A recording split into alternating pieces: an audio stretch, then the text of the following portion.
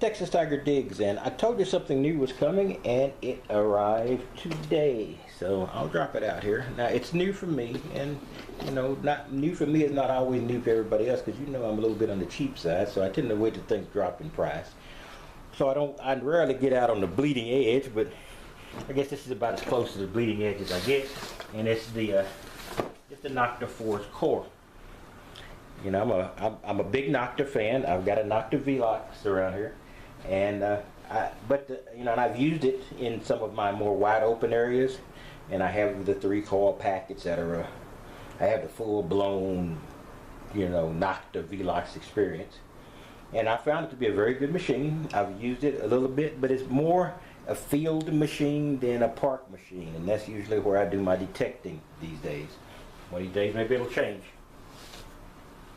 In any case, I did finally get the Nokta Fors Core. The Fors Core dropped in price, and but not everywhere. You know, one of the big metal detector suppliers begins with a K, ends with an O.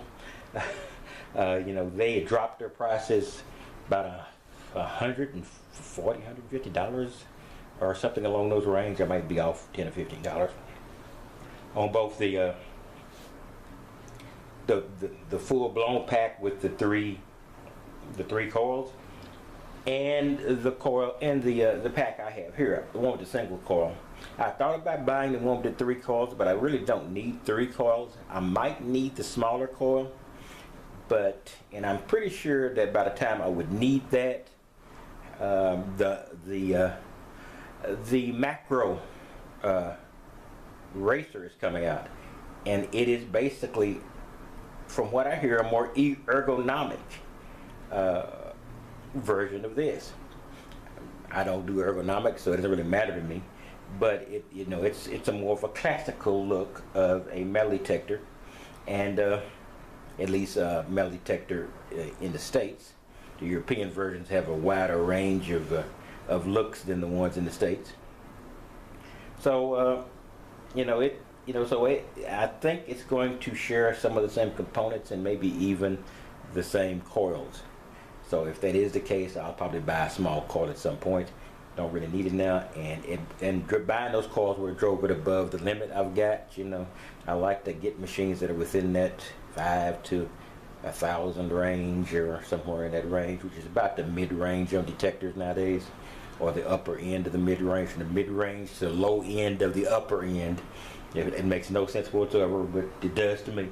Any case, so I'm gonna, you know, I'll pop this open. It's not gonna be one of those ooh and ah things. You've seen this thing open probably dozens of times before, if you're a inveterate metal detecting YouTuber like myself. So, but I will just pop it out here and flip it open. And I did come. It does come with speakers. I'm just seeing what I did get with my cheaper economy setup. I don't think this comes with a protective bag. I think you'd have to buy the bigger one right there. But there's no big deal. I can make one of those. In any case, I'm going to put it together and I'll compare it, balance, etc., against the Nokta Velox. So just give me a second and I will do that, and we will see how it looks. Hold on. Alright, here we go. We got it fully constructed. I only made one change. I did massively dislike these duckbill bolts. The washers are okay, but these duckbill bolts are a pain in the butt, and I don't understand why they use them. They're difficult to go on, difficult to turn. Anyway, that's a minor complaint, and not one anything to do with function. Set this to the side. I will keep them in case I need them in the future. I did go get one of the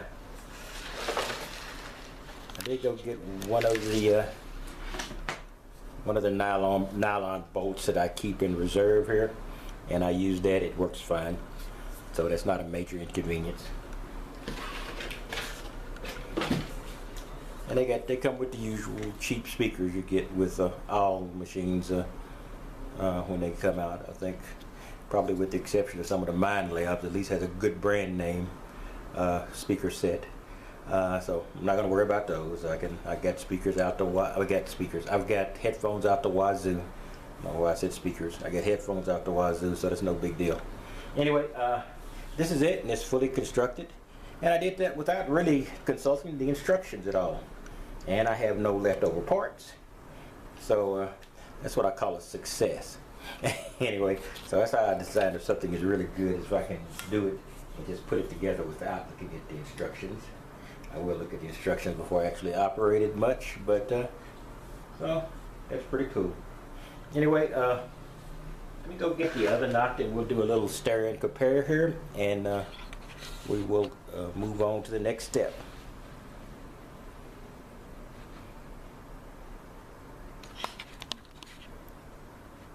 And here we go. I'm sitting the Nokta Fors Core by its big brother, or earlier brother, the Velox. And the Velox is a lot heavier. Of course, you have this giant lithium battery. This giant lithium battery, I've got the case with the lithium battery attached. This lithium battery lasts forever. And even at this weight, it is very, very, very well balanced. I've never had trouble using this and never really got tired swinging it. So, you know, I really got no complaints about the old Nokta Velox. It's just basically a wide open field machine more than a park machine. So I'll just set that to the side. And by comparison, the Fors Core is considerably lighter. Of course, there's no big lithium battery in here.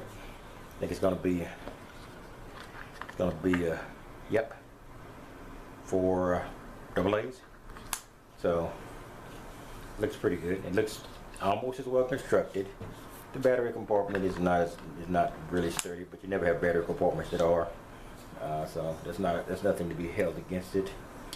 Just look at the little light, and the vibration mode is going to be interesting. And even though this is a much larger detector than maybe the Macro Racer or some of my traditional detectors, it's also a much quieter detector because you can't just put it on vibrate. So it's going to be interesting to try that out in the field, because sometimes you don't want to bring a lot of attention to yourself when you're out in the middle of a field with a certain number of people around.